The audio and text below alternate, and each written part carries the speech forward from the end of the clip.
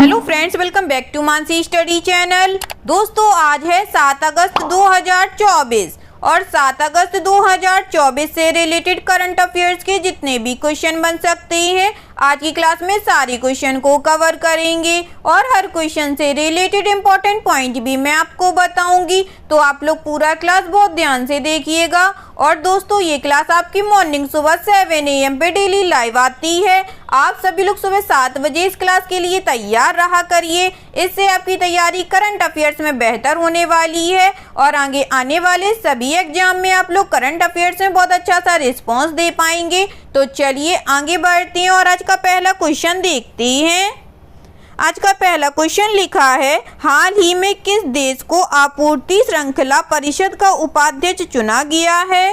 Recently which country has been elected vice chair of the supply chain council? First option है India, second option है Bhutan, third option है France या fourth option है बांग्लादेश।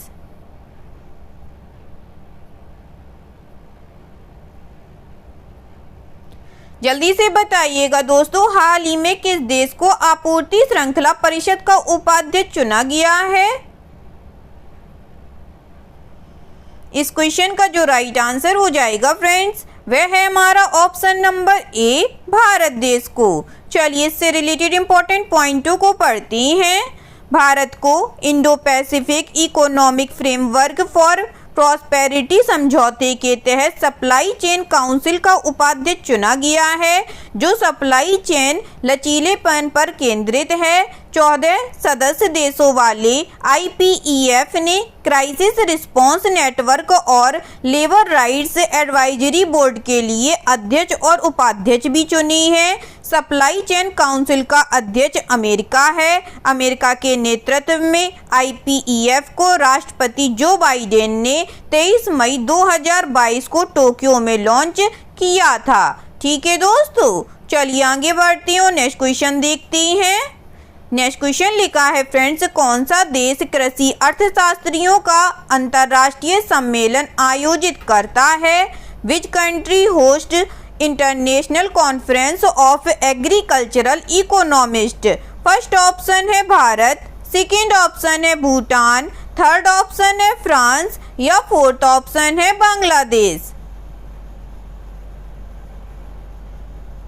जल्दी से बताइएगा दोस्तों, कौन सा देश कृषि अर्थशास्त्रियों का अंतर्राष्ट्रीय सम्मेलन आयोजित करता है? इस क्वेश्चन का जो राइट आंसर हो जाएगा फ्रेंड्स, वह है हमारा ऑप्शन नंबर ए, भारत देश। चलिए इससे रिलेटेड इंपॉर्टेंट पॉइंटों को पढ़ते हैं। भारत 2 से 7 अगस्त 2024 तक पूसा संस्थान नई दिल्ली में कृषि अर्थशास्त्रियों के 32वें अंतर्राष्ट्रीय सम्मेलन की मेजबानी कर रहा है। 1958 में अंतिम बार इसकी मेजबानी के 66 साल बाद हर 3 साल में आयोजित होने वाले इस सम्मेलन का आयोजन अंतर्राष्ट्रीय कृषि अर्थशास्त्रियों के संघ द्वारा विभिन्न भारतीयों और अंतर्राष्ट्रीय कृषि और आर्थिक संगठनों के सहयोग से किया जाता है। ठीक है दोस्तों, चलिए आगे बढ़ते हैं और नेक्स्ट क्वेश्चन देखते हैं।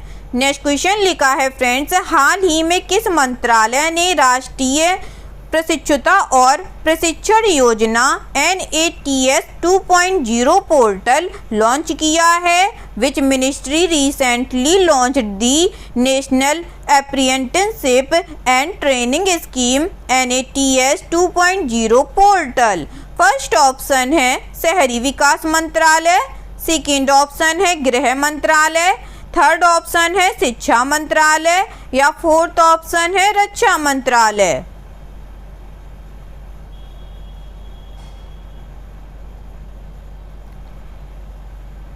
बताइएगा दोस्तों, इस क्वेश्चन का राइट आंसर क्या हो जाएगा? इस क्वेश्चन का जो राइट आंसर हो जाएगा फ्रेंड्स, वह है हमारा ऑप्शन नंबर सी, शिक्षा मंत्रालय। चलिए इससे रिलेटेड इंपॉर्टेंट पॉइंटों को पढ़ते हैं।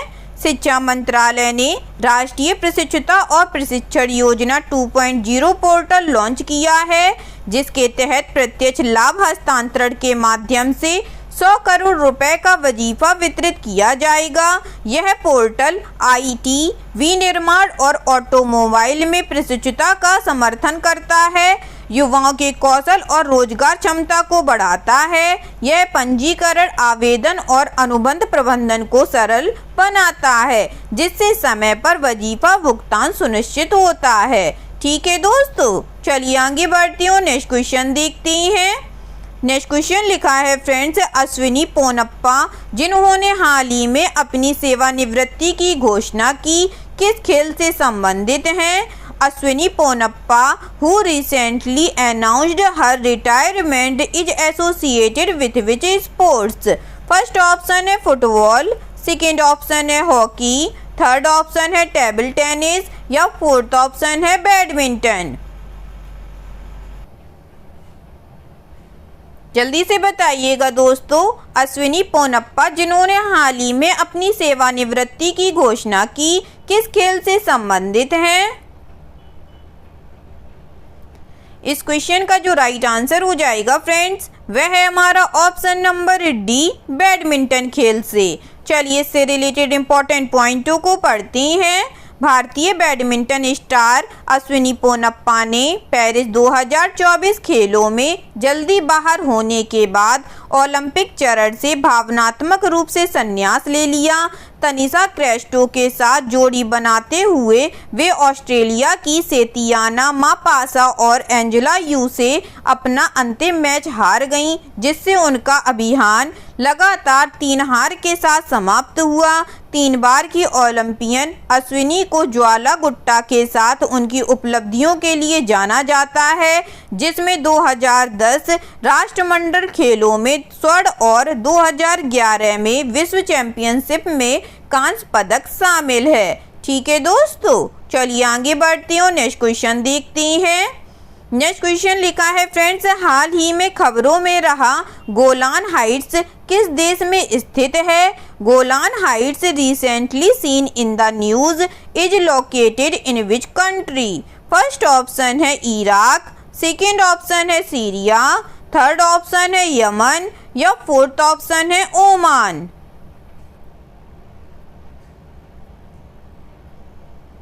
बताइएगा फ्रेंड्स, हाल ही में खबरों में रहा गोलान हाइट्स किस देश में स्थित है? इस क्वेश्चन का जो राइट आंसर हो जाएगा फ्रेंड्स, वह है हमारा ऑप्शन नंबर बी, सीरिया देश में। चलिए इससे रिलेटेड इंपॉर्टेंट पॉइंटों को पढ़ते हैं।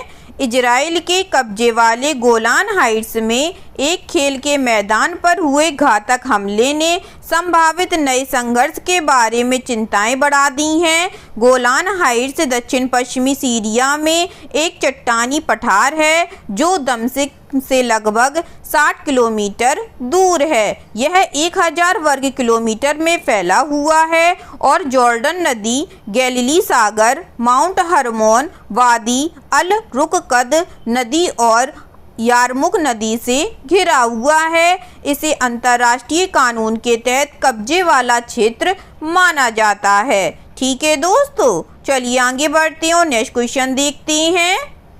नेक्स्ट क्वेश्चन लिखा है फ्रेंड्स, हाल ही में किस देश ने न्यूरोडायनेमिक्स तकनीकी के लिए नैनोमैग्नेटोजेनेटिक इंटरफेस विकसित किया है? Recently which country has developed a nanomagnetogenetic interface for neurodynamics technology? First option है यूके, सेकेंड ऑप्शन है फ्रांस, थर्ड ऑप्शन है दक्षिण कोरिया, फोर्थ ऑप्शन है यूक्रेन।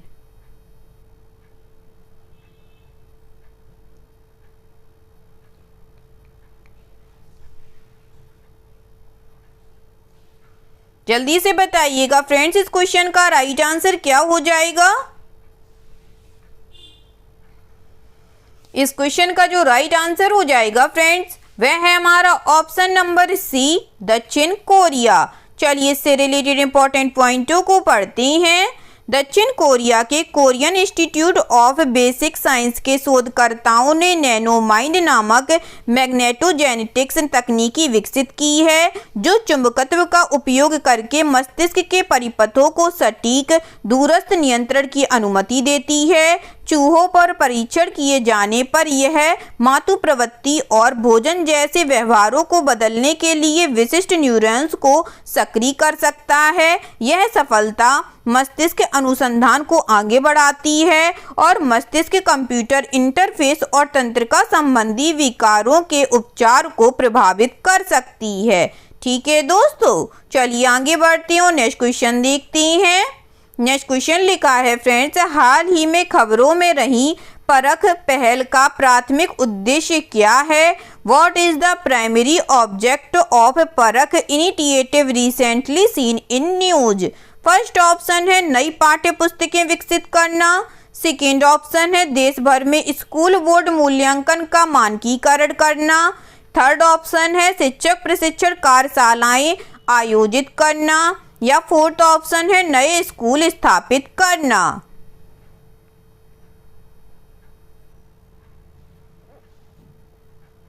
बताइएगा फ्रेंड्स, हाल ही में खबरों में रही परख पहल का प्राथमिक उद्देश्य क्या है? इस क्वेश्चन का जो राइट आंसर हो जाएगा फ्रेंड्स, वह है हमारा ऑप्शन नंबर बी, देश भर में स्कूल बोर्ड मूल्यांकन का मानकीकरण करना। चलिए इससे रिलेटेड इंपॉर्टेंट पॉइंटों को पढ़ते हैं।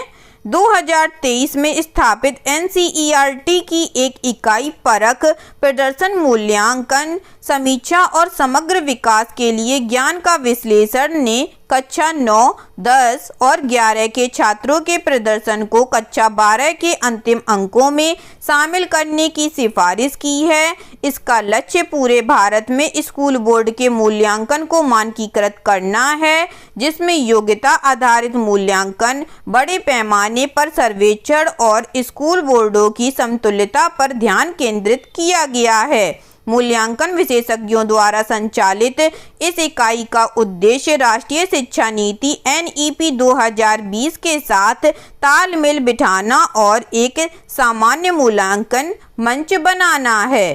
ठीक है दोस्तों, चलिए आगे बढ़ते हैं और नेक्स्ट क्वेश्चन देखते हैं।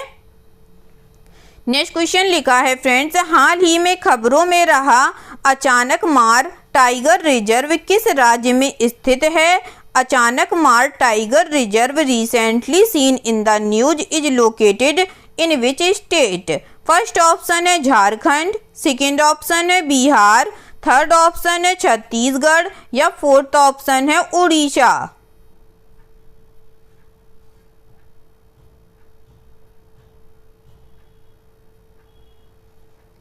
जल्दी से बताइएगा दोस्तों, हाल ही में खबरों में रहा अचानक मार टाइगर रिजर्व किस राज्य में स्थित है? इस क्वेश्चन का जो राइट आंसर हो जाएगा फ्रेंड्स, वह है हमारा ऑप्शन नंबर सी, छत्तीसगढ़ में। चलिए इससे रिलेटेड इंपॉर्टेंट पॉइंटों को पढ़ते हैं।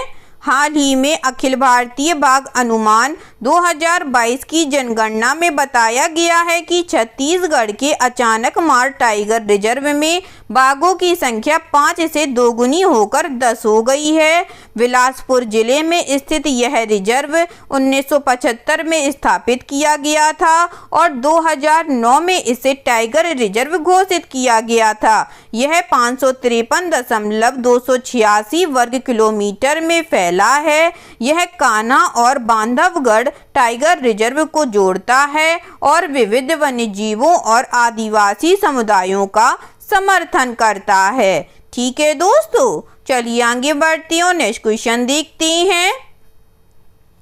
नेक्स्ट क्वेश्चन लिखा है फ्रेंड्स, हाल ही में खबरों में रही पेंगोंग झील किस राज्य अथवा केंद्र शासित प्रदेश में स्थित है?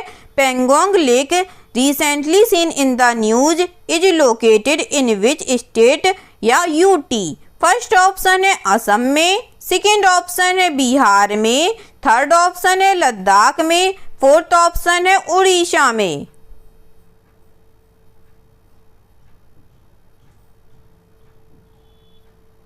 जल्दी से बताइएगा दोस्तों, हाल ही में खबरों में रही पेंगोंग झील किस राज्य अथवा केंद्र शासित प्रदेश में स्थित है? इस क्वेश्चन का जो राइट आंसर हो जाएगा फ्रेंड्स, वह है हमारा ऑप्शन नंबर सी, लद्दाख में। चलिए इससे रिलेटेड इंपॉर्टेंट पॉइंटों को पढ़ते हैं। चीन ने पेंगोंग झील के पास 400 मीटर लंबा पुल बनाया है, जिस पर 60 सालों से उसका नियंत्रण है। यह पुल झील के उत्तरी और दक्षिणी किनारों के बीच सैनिकों की त्वरित आवाजाही की सुविधा प्रदान करता है। जवाब में भारत हिमाचल प्रदेश और लद्दाख के बीच हर मौसम में संपर्क के लिए 4.1 किलोमीटर लंबी सिंकुन-ला सुरंग का निर्माण कर रहा है। विवादित क्षेत्र में उच्च ऊंचाई वाली खारे पानी की झील पेंगोंग झील आंशिक रूप से तिब्बत और लद्दाख में है। ठीक है दोस्तों, चलिए आगे बढ़ते हैं और आज का लास्ट क्वेश्चन देखते हैं। आज का लास्ट क्वेश्चन लिखा है friends, 500 megawatt sodium cooled prototype fast breeder reactor कहाँ स्थित है? Where is the 500 megawatt sodium cooled prototype fast breeder reactor located? First option है कलपक्कम तमिलनाडु, सेकेंड ऑप्शन है कोच्चि केरल, थर्ड ऑप्शन है जयपुर राजस्थान या फोर्थ ऑप्शन है भोपाल एमपी।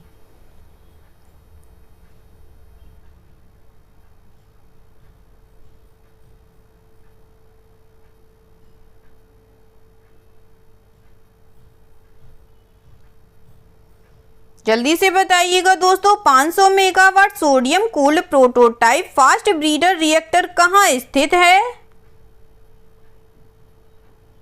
इस क्वेश्चन का जो राइट आंसर हो जाएगा फ्रेंड्स, वह है हमारा option number A Kalpakkam Tamil Nadu में। चलिए इससे रिलेटेड इंपॉर्टेंट पॉइंटों को पढ़ते हैं।